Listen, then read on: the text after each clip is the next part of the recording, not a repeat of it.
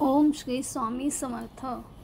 भक्तांनो, आज आपण अशा महान संतांबद्दल, स्वामींबद्दल किंवा माझ्या देवाबद्दल जाणून घेणार आहोत, ज्यांच्या कृपेने असंख्य भक्तांचे जीवन बदलले. दरवर्षी 31 मार्च रोजी आपण श्री स्वामी समर्थ प्रकट दिन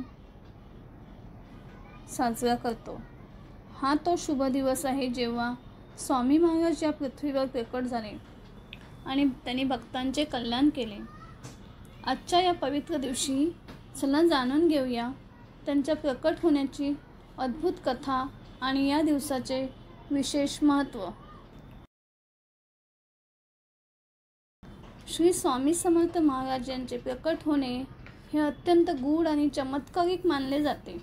स्वामी महाराज हे श्री गुरु दत्तात्रेय यांचे चतुर्थ अवतार मानले जातात. सुमारे 1856च्या दरम्यान महाराष्ट्रातील सोलापूर जिल्ह्यातील अक्कलकोट येथे एक दिव्य पुरुष प्रकट झाले. ते म्हणजे श्री स्वामी समर्थ महाराज. त्यांचे तेजस्वी रूप पाहून भक्तांना हे समजले की हे कुणी साधे संत नाहीत, तर साक्षात परमेश्वर आहेत. स्वामी समर्थ महाराज हे केवळ संत नव्हते, तर चालते फिरते चमत्कार होते. त्यांनी हजारो भक्तांना आजारातून मुक्त केले, गरीब लोकांना धन प्राप्त करून दिले आणि अनेक अशक्य गोष्टी त्यांनी शक्य करून दाखवल्या. स्वामी महाराज अक्कलकोटमध्ये आल्यापासून आपल्या महासमाधीपर्यंत त्यांनी असंख्य भक्तांचे जीवन बदलले. त्यांच्या कृपेची आणि चमत्कारांची कहाणी आजही भक्तांच्या हृदयात जिवंत आहे. आता आपण ऐकूया श्री स्वामी समर्थ महाराजांचा महिमा आणि चमत्कार.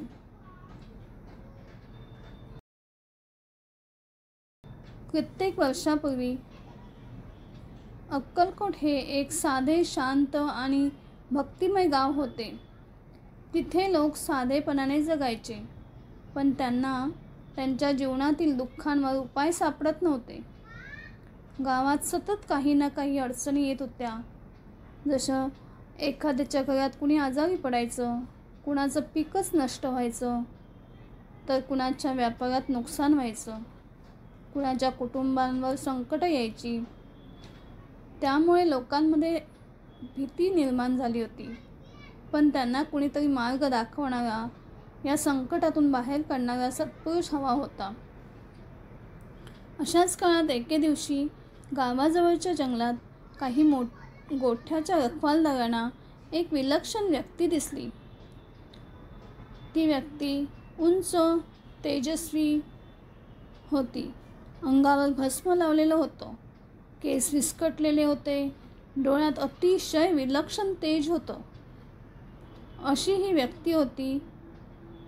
त्यांना बघून काही लोक भीतीने मागे सरकले, पण त्या महापुरुषांनी फक्त मंद हसत त्यांच्याकडे पाहिलं आणि म्हटलं, माझ्या बाळांनो, तुम्ही घाबरू नका, मी तुम्हाला संकटातून बाहेर काढायला आलो आहे.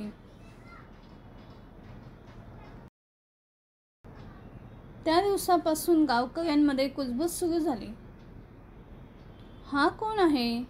हा कोणता योगी आहे? काहींनी त्यांना भगवान दत्तात्रेयाचा अवतार मानलं होतं, काहींनी त्यांना कोणीतरी जादूगार समजलं, तर काहींना वाटलं की हा एखादा अद्भुत सिद्ध पुरुष आहे. काही जण त्यांच्या कृतीकडे संशयाने पाहत, तर काही भक्त त्या तेजस्वी स्वरूपाकडे आकर्षित होत होते. एक प्रसिद्ध कथा सांगितली जाते की एक भक्त अत्यंत गंभीर आजाराने त्रस्त होता. वैद्याने त्याला निराश केले होते. त्यावेळी स्वामी महाराजांनी फक्त एकच वाक्य उच्चारले, भिवू नकोस, मी तुझ्या पाठीशी आहे. आणि आश्चर्य म्हणजे त्या भक्ताचा आजार पूर्णपणे बरा झाला होता. अशीच एक भक्त चोलप्पाची कथा आहे. गावात एक ब्राह्मण राहायचा. त्याचं नाव चोलप्पा होतं. तो धार्मिक वृत्तीचा होता, पण त्याला स्वतःच्या शक्तीवर जास्त विश्वास होता. एके दिवशी त्याला जंगलातून जात असताना तेच दिगंबर महापुरुष दिसले. ते मंद स्मित करत पुढे आले आणि चोलप्पाकडे पाहून म्हणाले, तू मला ओळखत नाहीस, पण मी तुला आधीपासून ओळखतो. चोलप्पा चकित झाला आणि म्हणाला, महाराज, तुम्ही कोण आहात? स्वामी समर्थ महाराज फक्त मंद हसले आणि म्हणाले, वेळ आल्यावर तुला कळेल. त्या दिवसानंतर चोलप्पा नेहमीच स्वामी समर्थांकडे जाऊ लागला, पण त्याला अजूनही थोडासा संशय वाटत होता. त्याच्या मनात कधीकधी यायचं की हे खरेच दैवी अवतार आहेत का? पण मग एक दिवस त्याला समजलं की स्वामी समर्थांचं बोलणं किती खरं आहे ते. झालं असं की त्याच्याच गावात एक शेतकरी होता. त्याच्या शेतात पीक निघत नव्हतं. त्याने स्वामी समर्थ महाराजांना मदतीची याचना केली. स्वामी समर्थ महाराजांनी फक्त त्याच्या डोक्यावर हात ठेवला आणि घरी जा, काळजी करू नकोस, असं म्हटलं. त्या रात्री प्रचंड पाऊस पडला आणि दुसऱ्या दिवशी शेत हिरवंगार झालं. चोलप्पाने हे पाहिलं आणि तो अचंबित झाला. त्याने स्वामी समर्थांना नतमस्तक होऊन विचारलं, माझ्या शंके संपादनासाठी तुम्ही हे चमत्कार करताय का? स्वामी समर्थ शांतपणे म्हणाले, मी काहीच करत नाही, हे तुझ्या श्रद्धेचं फळ आहे. त्या दिवसापासून चोलप्पा स्वामी समर्थांचा निस्सीम भक्त बनला.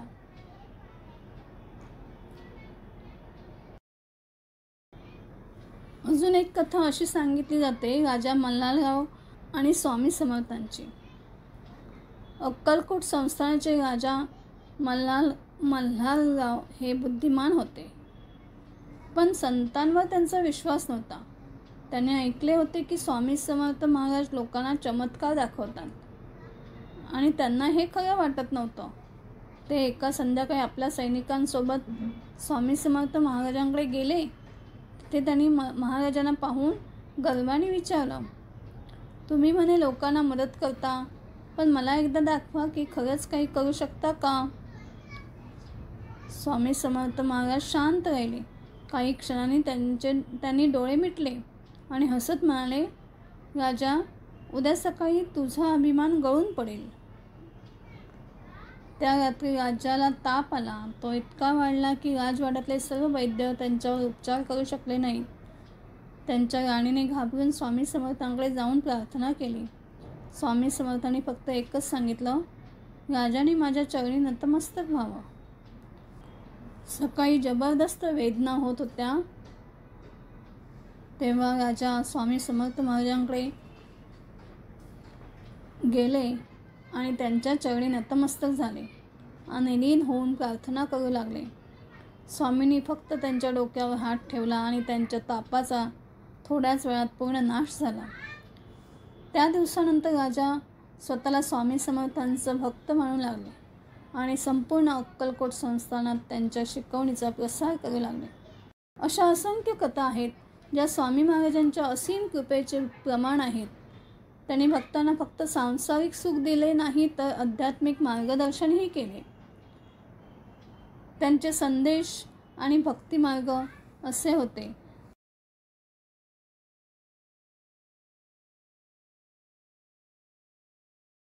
स्वामी समर्थ महाराज यांनी भक्तांना सदैव हेच शिकवले की सत्याच्या मार्गावर चालणाऱ्याची काळजी परमेश्वर घेतो. त्याच्या शिकवणीमध्ये काही मुख्य गोष्टी होत्या. त्या म्हणजे कधीही भीती बाळगू नका, कारण स्वामी महाराज आपल्या सोबत आहेत. नित्य नामस्मरण करत राहा, कारण प्रभूचे नावच खरे संरक्षण आहे. संत आणि गुरूंची सेवा करा, कारण तीच खरी भक्ती आहे.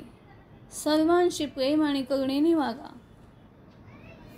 जो त्यांच्या चरणी नतमस्तक होतो त्यांचे जीवन मंगलमय होते. श्री स्वामी समर्थ महाराजांचा प्रकट दिन आणि विशेष पूजाविधी. 31 मार्च रोजी स्वामी समर्थ महाराज प्रकट दिन मोठ्या भक्तिभावाने साजरा केला जातो. या दिवशी भक्त विशेष पूजा अर्चना करतात. या दिवशी काही खास विधी करतात. सकाळी स्नान करून स्वामी समर्थ महाराजांच्या प्रतिमेसमोर दीप प्रज्वलित करतात. ओम श्री स्वामी समर्थ या मंत्राचा 108 वेळा जप करतात. श्री गुरुचरित्र किंवा श्री स्वामी समर्थ स्तोत्र पठण करतात, गरिबांना अन्नदान करतात, हे फार पुण्यदायी मानले जाते. फूल, फळ आणि नैवेद्य अर्पण करून स्वामी समर्थांची आरती करावी. जो श्रद्धेने या दिवशी स्वामी महाराजांचे स्मरण करतो त्याच्या सर्व मनोकामना पूर्ण होतात. 1878 साली अनेक वर्ष भक्तांना मार्गदर्शन केल्यानंतर स्वामी समर्थांनी समाधी घेण्याचा संकल्प केला. त्यांनी आपल्या भक्तांना सांगितलं, मी जरी येथे नसलो तरी माझं अस्तित्व कायम असेल. जो मला मनोभावे हाक मारेल त्याला मी नक्की मदत करेन. भक्तांनो, श्री स्वामी समर्थ यांच्या कृपेचा महिमा अपरंपार आहे. जो त्यांचा भक्तिभावाने जप करतो, नामस्मरण करतो, त्यांचे जीवन आनंदाने भरून जाते. या पवित्र दिवशी चला आपण सर्वजण त्यांच्या कृपेचा लाभ घेऊया आणि त्यांचे ध्यान करूया. त्यांच्या समाधीनंतरही लाखो भक्तांना त्यांच्या कृपेचा अनुभव येतो. आजही जय जय स्वामी समर्थ हा नामस्मरण उच्चारला की मन शांत होतं, संकट दूर होतात आणि भक्ताला दिव्य आश्रय मिळतो. कथा संपली, पण स्वामी समर्थांचा प्रभाव अखंड आहे. श्री स्वामी समर्थ. भक्तांनो, हा व्हिडिओ तुम्हाला आवडला असेल तर कृपया तुमच्या मित्र परिवारासोबत शेअर करा, चॅनलला सबस्क्राईब करा आणि कमेंटमध्ये ओम श्री स्वामी समर्थ लिहून तुमची श्रद्धा प्रकट करा. ओम श्री स्वामी समर्थ. जय जय श्री स्वामी समर्थ.